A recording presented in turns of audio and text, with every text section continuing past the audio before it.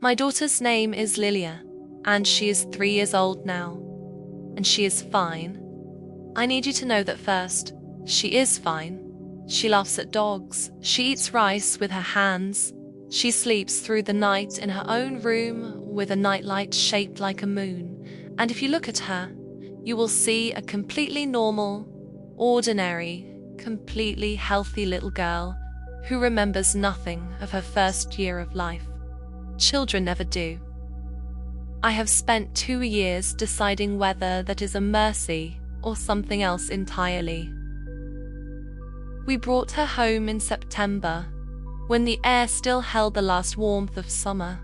She was small, 6 pounds 4 ounces, and she smelled the way all newborns smell, which no one prepares you for.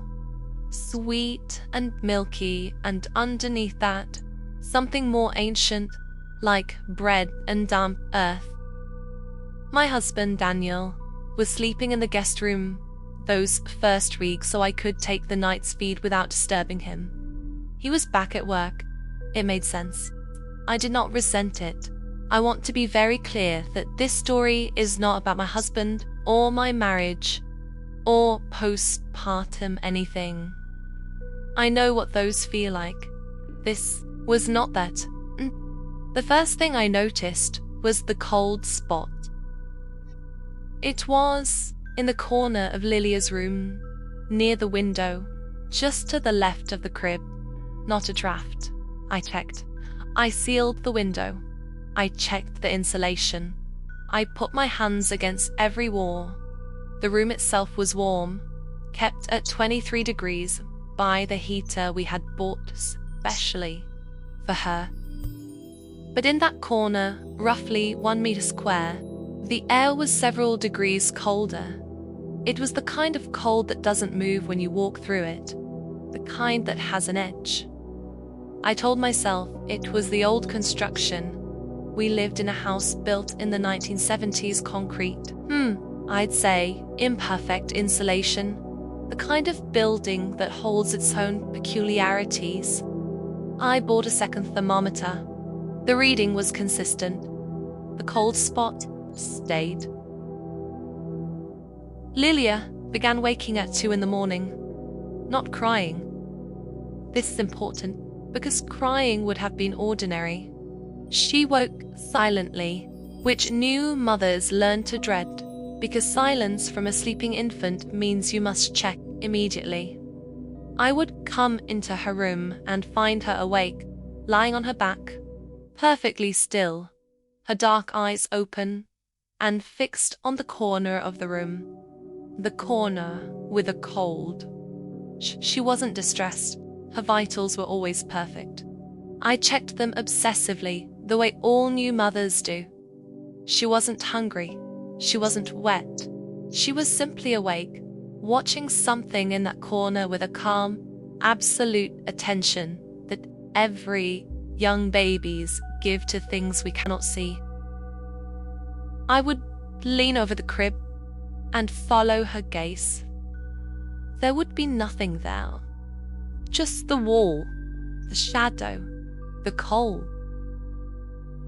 Every night at 2, I began to dread that hour, not because I was tired, though I was, but because of the way she looked, because of what it felt like to stand in that room and understand that my daughter was looking at something, that I was not able to look at it with her. Pediatricians call it staring episodes. They tell you it is neurological development, the infant's visual cortex learning to track, the brain cataloging shadow and light. I sat in that office, I nodded, and I did not say what I was thinking, which was, she is not tracking, she is watching. There is a difference, and I could feel it in my body. We had a baby monitor, the kind with a camera, so I could watch her from my phone in the next room. One night, a Thursday, I remember because Daniel had been at a conference and I was alone. I was watching the monitor screen while I ate dinner, and I heard, through the monitor, a sound from Lilia's room. It was a low sound, a slow, rhythmic sound. It took me several seconds to understand what I was hearing, because my brain did not want to accept it. It was humming a tune, very soft, just above the threshold of the monitor's range, in a register lower than any music I had ever played in that room. Lila was a numbing weeks old. She was not humming. She was asleep. Something was humming to my daughter. I was down the hallway before the thought finished. I did not run. I know this sounds impossible, but I walked quickly, calmly, because I was her mother and I didn't have the luxury of panic. I opened the door. The room was silent. Lila was asleep. The corner was empty. The cold was there, as always, and it seemed to me, though I cannot prove this, I am aware of how this sounds, that it was very slightly warmer than usual, as if something had just moved through it, as if the air were settling in the make of something that had been there a moment ago. I stood by the crib for a long time. Then I picked her up and brought her to my bed and held her until morning, and she slept perfectly and nothing happened. But I lay there awake, holding this little small, breathing, living thing against my chest, and I thought it was singing to her. I called my mother. This is irrelevant because my mother is from Cebu, and she is not a woman who uses words like supernatural or haunted, because in her frame of the world such things are simply true. They are part of the texture of life, the way weather is or illness. I described everything, the cold corner, the 2 a.m. waking, the sound. My mother was quiet for a long moment. Then she asked me one question. Has anyone died in that house? I didn't know. I told her I would find out.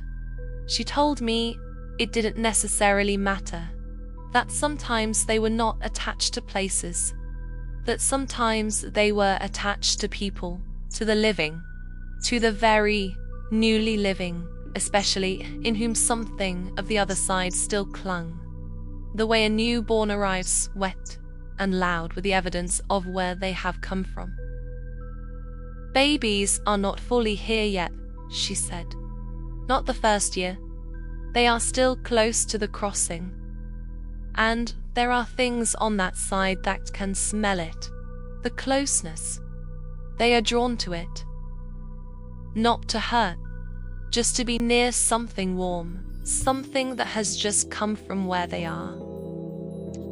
I asked her what I should do. Watch it, she said. If it loves her, it will not harm her.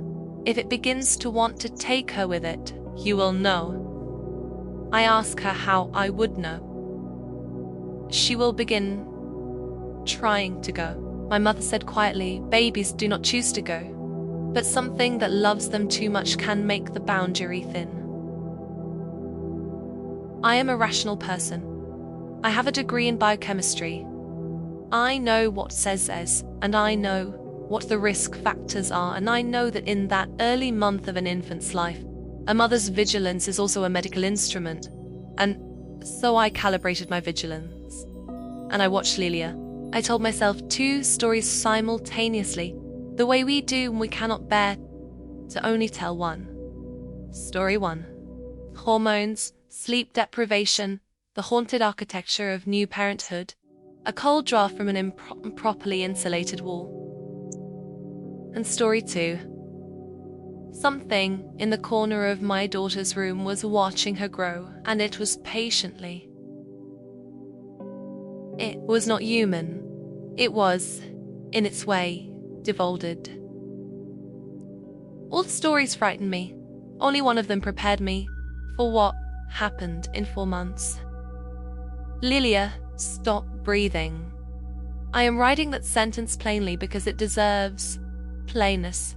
She stopped breathing. She was in a crib, mid-morning during a nap, and the monitor alarmed, and I ran, and her lips were the color of a bruise. And I did what I had been taught. I did what every parent rehearses and prays never to use, and she breathed again. The ambulance came. The hospital ran every test. They found nothing wrong. Apnea episode, they said. Brief, isolated, unlikely to recur. They sent us home with a medical-grade monitor and a follow-up appointment. In the hospital, Daniel held her and cried. He's not a man who cries. I held both of them, and I did not cry because I was too busy thinking about what my mother had said. If it begins to want to take her with it, she will know. Babies do not choose to go, but something that loves them too much can make the boundary thin. I am not going to describe exactly what I did, because some of it I'm not able to explain in print, and some of it was between me and my daughter, and whatever was in that room, and some of it was simply the act of a mother asserting in whatever language was available to her that this child was not going anywhere. I will tell you that I moved the creep to the opposite wall. I will tell you that I called my mother, and she recited over the phone a prayer in Cebuano that I repeated fanatically, not knowing exactly what the words meant, only what they were for. I will tell you that I sat in the cold corner of that room for 3 nights in a row, alone, between 2 and 4 in the morning, and I talked out loud. I spoke to whatever was there. I was not angry. I want to be very clear about this. I was not angry.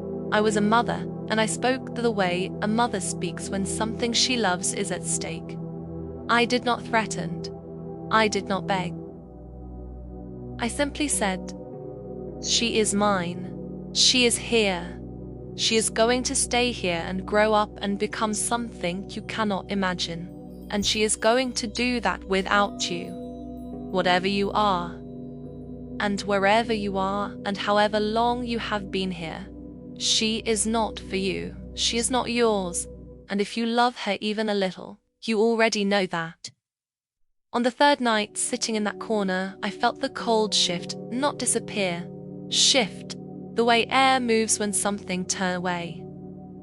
The cold spot faded over the following week, not abruptly, gradually. The way a bruise fades through yellow and then nothing. Lila stopped waking at 2 in the morning. She began waking at 6, loudly demanding milk and company, the way a healthy 4-month-old should. She has not had another apnea episode. The follow-up appointment irregular.